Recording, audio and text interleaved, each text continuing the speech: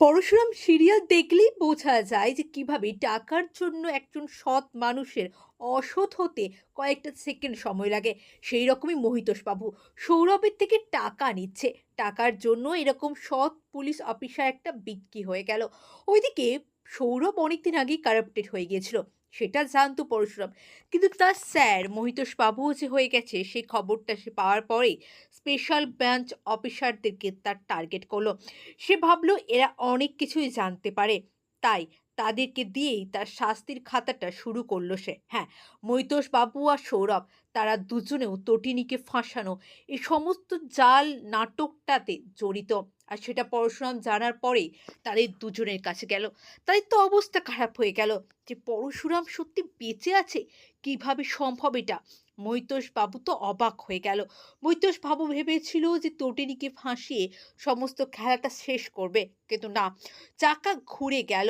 চাকা ঘুরে যায়, এইভাবেই ঘুরে যায়।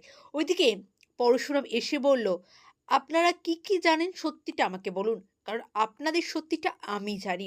ওইদিকে তটিনী কোর্টে বারবার বলছিল, আমি শ্যুটটা করিনি, আর আমার স্বামী শিবপ্রসাদ গাঙ্গুলি বেঁচে আছে, সে মারা যায়নি। তাকে মারা এত সহজ নয়।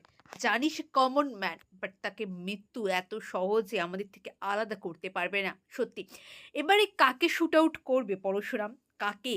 কে এবারে পালা? কর্ণ চ্যাটার্জি, বাবিন, বিজনলাল, সৌরভ, নাকি মহিতোষ বাবু?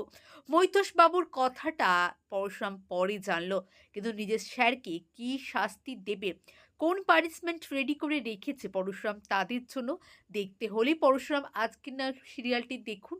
অনেক ধন্যবাদ সকলকে ভিডিওটি দেখার জন্য। সকলে খুব ভালো থাকুন, সুস্থ থাকুন, চ্যানেলটি ফলো করতে থাকুন। একমাত্র বলরাম আর মায়া, যেই দুটো মানুষ যারা একদম ডেডিকেটেড তাদের কাজের প্রতি, যথেষ্ট সৎ। সত্যি এরকম মানুষ এখনকার দিনে, এখনকার সমাজে প্রায় অবলুপ্ত, দেখাই যায় না, তাই তো?